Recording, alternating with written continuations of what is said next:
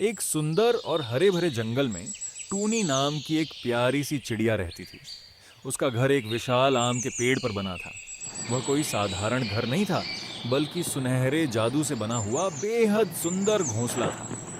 जो भी उस घोंसले को देखता, बस उसे देखता ही रह जाता। उसकी सुंदरता पूरे जंगल में मशहूर थी। टूनी चिड़िया के पास मीठे मीठे आमों का एक बड़ा बाग भी था।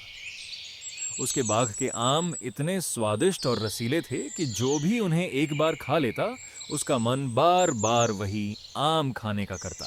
एक दिन सुबह सुबह टूनी चिड़िया ने अपने बाग से ताजे आम तोड़े और एक बड़ी टोकरी भरी। वो मुस्कुराते हुए बोली, वाह! आज तो फलों की पूरी टोकरी भर गई है। इन्हें बेचकर आज अच्छी कमाई होगी। इतना कहकर वह आमों की टोकरी लेकर बाजार की ओर चल पड़ी।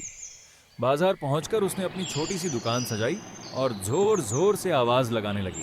आम ले लो, आम, मीठे-मीठे रसीले आम। आइए, स्वादिष्ट आम ले जाइए। एक बार खाएंगे तो बार-बार याद करेंगे।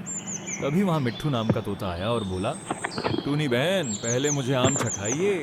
अगर आम मीठे हुए तभी खरीदूंगा। टूनी मुस्कुराकर बोली, ठीक है भैया, पहले छक्कर देख लीजिए।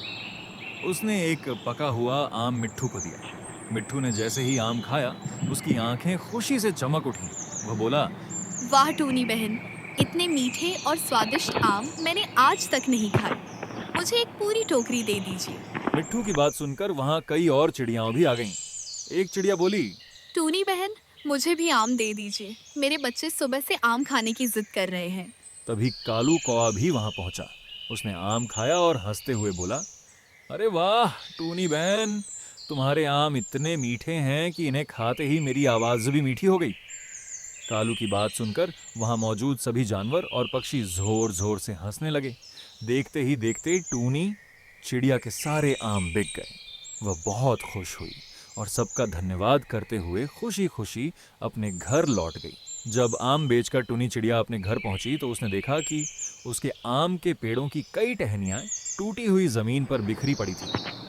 ये देखकर वह बहुत दुखी और चिंतित हो गई। उसकी आंखों में आंसू आ गए।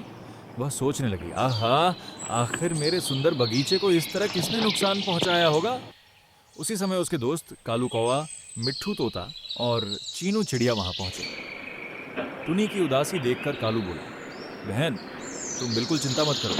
जिसने भी यह चोरी और शरारत की है, हम उसे आज ही पकड़ कर रहेंगे।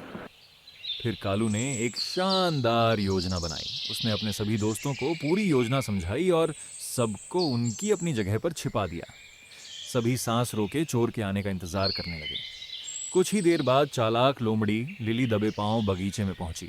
उसने इधर उधर देखा और जब कोई दिखाई नहीं दिया तो मुस्कुराते हुए आम तोड़ने के लिए पेड़ पर छलांग लगाई। लेकिन जैसे ही वह ऊपर पहुंची, कालू कौए द्वारा पहले से बिछाए गए मजबूत जाल में बुरी तरह फंस गई।